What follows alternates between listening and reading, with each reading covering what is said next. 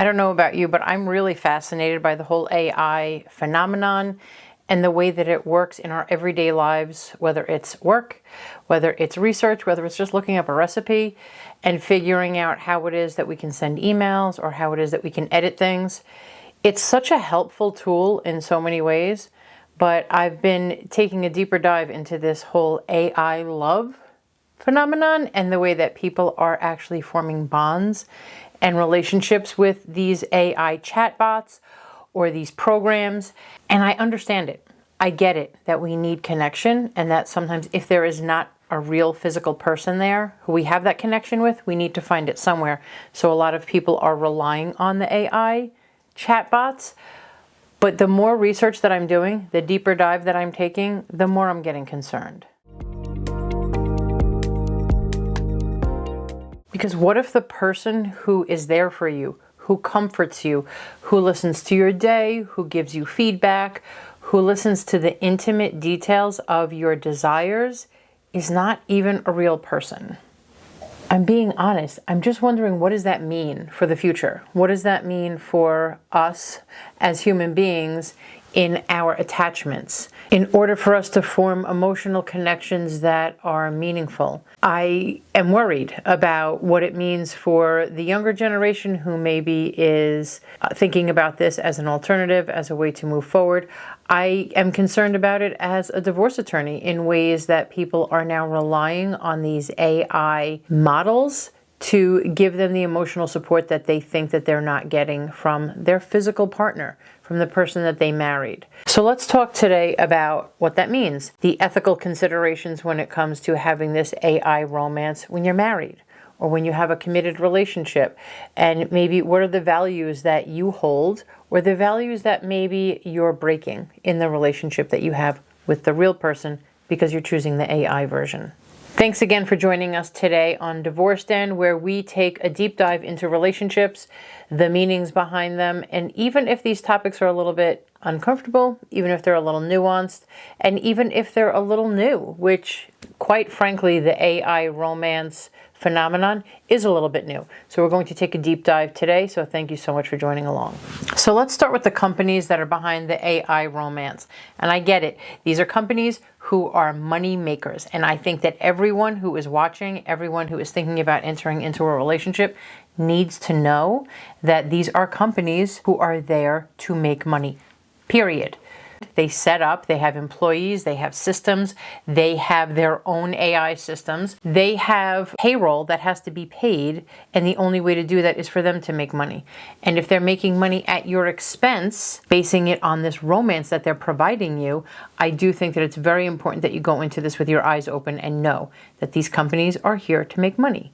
And some of these companies include Replica, Crush AI, Nomi, or Eva. These are designed to listen, to respond, to learn, to figure out what it is that you want, what it is that you desire, how it is that you're responding to them. And that system, that AI system, is learning everything it can about you to ensure that it's going to support you in a way that you want to be supported. And I think that it's important that you remember that they were built for engagement, not for a relationship. Same thing as most social media platforms. It's designed for you to engage with it, whether it's to click on a link, whether it is to purchase something through there, whether it is to leave a comment. It's designed to invoke a feeling or an emotion from you so that you engage with it. And that's exactly what these AI romance systems are designed to do. Get engagement from you so it can learn more and more about you. These romantic companions are actually designed to keep you talking, because the more you talk, the more you engage with it, the more information it gathers, the more it can learn about you. And that means that that is more data that it can collect. And I know a lot of people hate hearing that. Oh my goodness, there's so many companies out there collecting my data. That's exactly what this is. Exactly what these AI romance partners are designed to do. Collect data about you. Not even just about your desires, your hopes, your feelings, maybe your income, maybe where it is that you live, maybe who it is that you live with, what kind of car do you drive. Very intimate personal details about you, what you do every day, where it is that you work, who it is that you interact with. They're collecting all of this information so that they can learn how to sell you something. And I know not a lot of people want to hear that, but that is what companies are for. They are there to make money. And whatever it is that they're selling to you, even if it's this romance, they are going to sell it to you in the best possible way to keep you coming back, re-engaging, and paying more money. That's not cynicism, that's reality. They want you in there longer, and they're going to reward you with staying in there longer, because again, that's how they learn more about you. So now that line between comfort and conditioning becomes dangerously thin. So then here's the ethical dilemma. If your emotions are being shaped by design, by this company, is that real or is that emotional engineering? I don't know. Maybe it can be both. I've seen people on social media getting married to AI creations, these AI bots that they have actually created some type of avatar to go along with their AI companion, and they've actually gotten married. Now, it's more ceremonial as opposed to legal, but they are so committed to this relationship that they have taken it to the next level, where they want to proclaim their love in front of family and friends. And so not only do I find that problematic from the point of view that we're not connecting with humans, but also then I find it problematic because if you are taking this relationship so seriously, then it cuts you off from other relationships. It cuts you off from your ability to then move forward with real people and make that human-to-human connection that I think is so important. And I think most of us think that's important. I don't know anyone who wouldn't say that it's important to have deep, meaningful connections with other humans. So let's talk about some solutions when it comes to this conundrum when it comes to AI love. Number one, I think there needs to be a lot of transparency. A lot of transparency. Like when I'm sitting here saying that these are companies that are out here designed to make money, I think that rubs some people the wrong way. I've spoken to some people about it who are very immersed in this world and they give me pushback. But the reality is, companies are designed to make money. That's how it is that they can keep going. They have to provide payroll. They have to keep their investors happy, shareholders. They have to make sure that they're maintaining their equipment. They have to keep the lights on. So in order for them to make money, someone has to pay those bills. And it's not them. So that means that it's you. And I think that users should know, anyone who signs on to enter into a relationship should know that these responses are fully scripted and fully designed to increase engagement. That is their number one purpose, to keep you in the loop. And I think these platforms should have some type of emotional disclosure labels out there to let people know that when they come on, there is the possibility that you're going to get emotionally addicted or emotionally reliant on this AI romance. And that really is a concern because, again, you can't turn to another human being and say, "Can you help me with this? I'm having an issue with that." These are bots. These are just made up algorithms that are there feeding your brain, but they are not a physical being who can help you. You can't turn around and cry on their shoulder. You can't say, "I'm having an issue with this," or "I'm feeling something and I need for you to help me." If you don't turn on your computer and you don't have your AI partner there available, you have nobody sitting next to you. I think it's very important that they are very clear about this, the risk of having that emotional attachment that you're not going to be able to transfer to a real person. Because the honesty in the design doesn't kill the connection.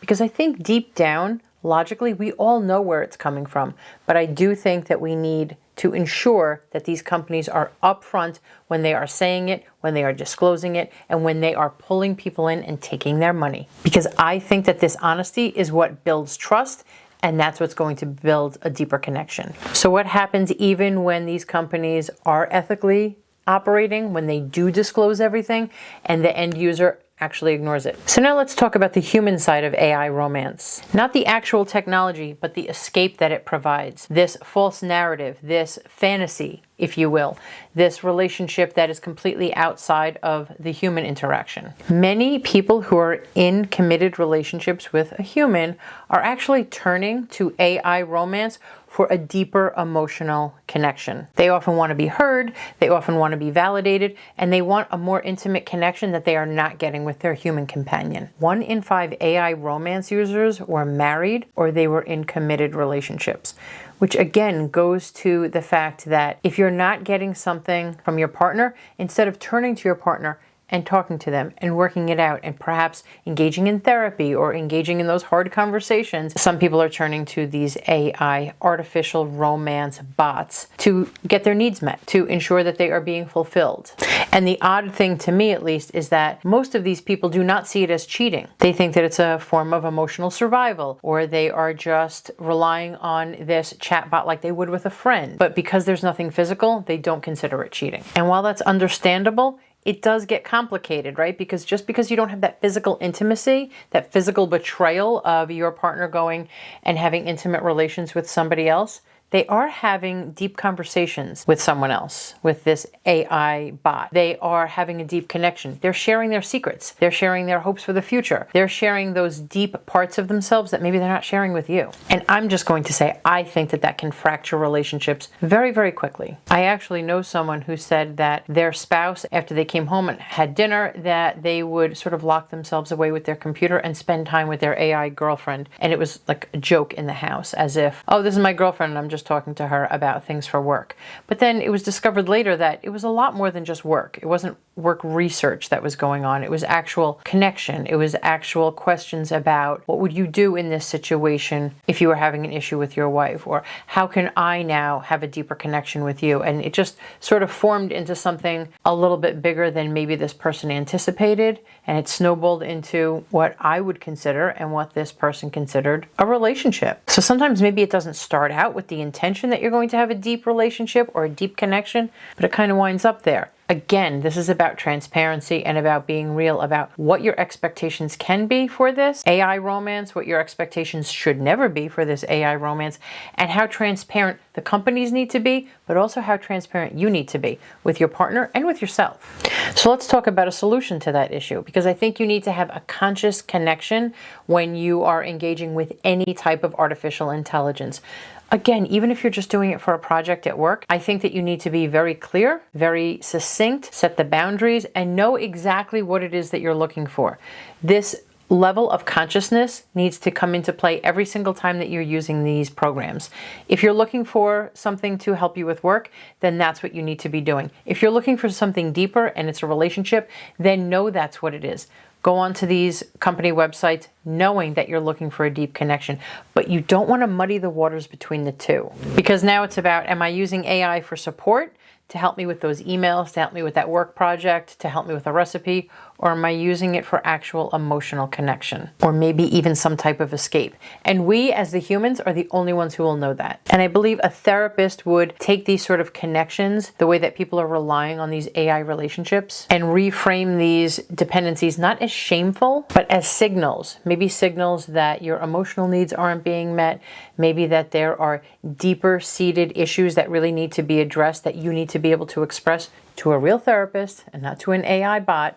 But this might just be a signal that you need a little bit more help, a little bit more support in order for you to feel fulfilled. Because I think that AI is there and should be there to help human growth, not replace it. But what about that deep ethical issue of exploitation? Because what about if AI love is not just there to fulfill you, but it's actually there to exploit you? Because just as I talked about at the beginning, every time we share any of our information with our AI partner or any AI tool at all, even if it's just for work, we are sharing data. Very, very personal, very intimate data that this system is collecting and using for whatever purpose it wants. And once it's out of our hands, we have no control over it. So if we are pouring out our heart and soul and we're sharing our emotions and our memories and our vulnerabilities to this machine, to this computer system, we have no way to know what's going to happen with that information later.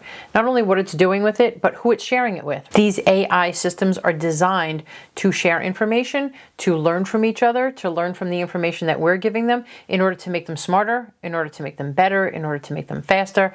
And once your information is out there, it is gone. It is literally gone. We have no idea where it goes. Emotional AI data, like the kind that's collected from chatbots, is being used to train empathy algorithms for advertising and product development. So trust me, when you are sharing your emotions, when you are sharing your intimate fears and hopes for the future, they are taking that information and they're using it somewhere, like product development, so that they can put an ad in front of you that is going to make you want to buy their product, because they know exactly how to tap into your emotions, because you gave it to them. You fed it to them. You gave them all of the information they needed to know so they could take it, they could use it, and they could sell you that product, that widget, and they can make a lot of money on it because they know exactly how to take your emotions and twist them and basically dip their hand right into your pocket and pull out the money. So basically your AI relationship, that love that you shared, can be taken, can be packaged, put on a shelf, and sold. And that's the ethical paradox, right? We crave that intimacy, but these systems that are actually giving it to us are also profiting off of us. So let's talk about some solutions here. I think we need to talk about digital privacy rights, whether it is emotional privacy, emotional consent, or data dignity, or all of them. I think that these companies need to be held to a higher standard.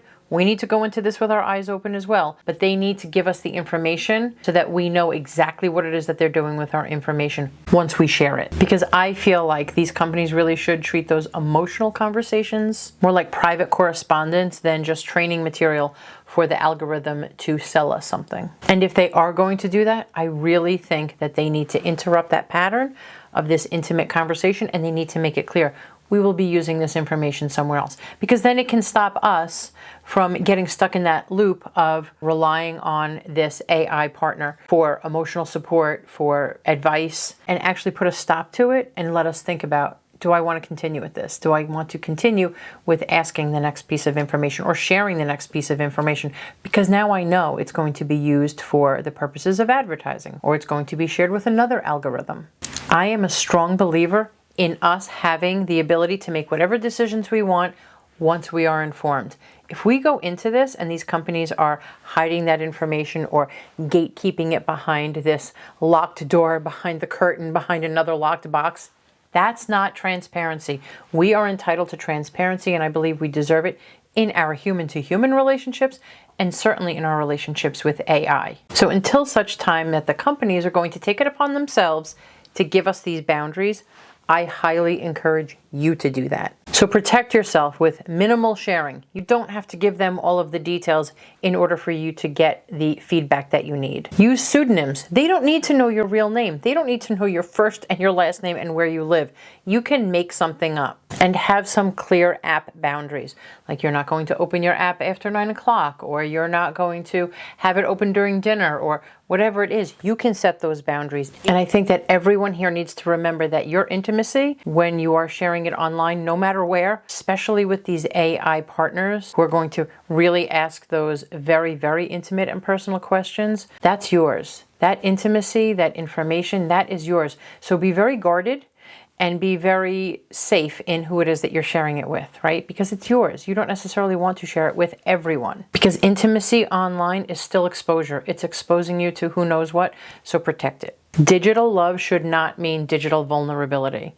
You can care and you can connect, but you can still protect your data, your privacy, and quite frankly, your family. Because a lot of times when they're gathering information about you, they're gathering it about your loved ones as well. The real danger of AI love isn't that we can connect with an AI bot, but it's that we forget to love ourselves first. I know this was a lot of information, but I'm really fascinated by the whole AI companionship world and how it is that it works and what it's going to do for the future of relationships, how it's going to change the landscape. Because AI romance is one of the most emotionally charged and innovative inventions of our generation. It truly is. And I don't think that it's inherently evil. I think maybe the way companies run it and the way companies profit off of it should be much more transparent.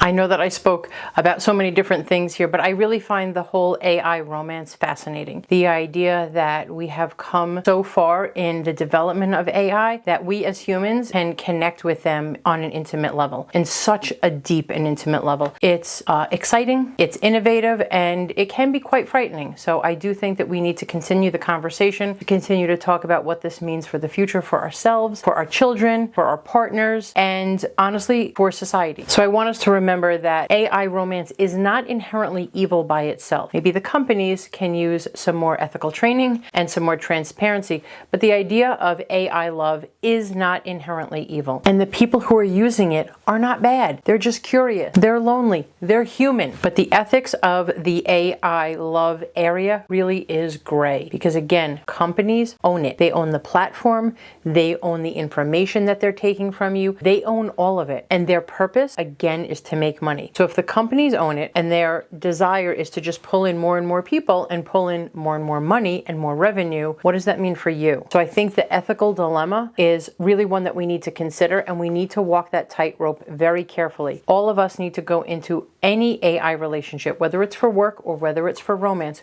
with our eyes wide open. We need to know all of the information, as much as we can know, in advance. The things that we are sharing online is not private. I cannot say that any clearer. Whatever we share out there, even if it's a secure site, even if they say they're going to protect our privacy, there are data breaches all the time. Make sure that you are protecting your information no matter where you're sharing it. Because I think the bigger question isn't, can AI love us? It's really about, how do we love responsibly in a world where AI and these machines and these computers can mimic so well human love. If you're navigating these emotions, I highly encourage you to find a therapist to speak to. I'm not saying that you need to speak to a therapist to shame you about the AI love. What I'm saying is, if you want that AI love and you're doing it in an ethical way, and you're being protective of yourself, and you're doing it in a very thoughtful way, I do think that you can still benefit from having a therapist. Because having a therapist and me suggesting a therapist is not about judgment. It's just figuring out the why behind this connection that you're looking for. Thank you again so much for joining me today on Divorce Den, where we talk about modern love and self-awareness and how you can be your best self. And in the next episode, I want us to take a deeper dive into how to protect yourself when you are in this digital space, when you're in this world of having these AI relationships, how it is that you really can take solid, concrete steps in order to protect yourself and protect your identity and your information. If you know anyone else who would benefit from hearing this information, please share this video with them, like, subscribe, and comment below and let me know. Have you ever thought about dating AI? Have you ever thought about getting into a relationship? And if you have, let us know your experiences. Thanks again for joining us today on Divorce Den, and we will see you next time.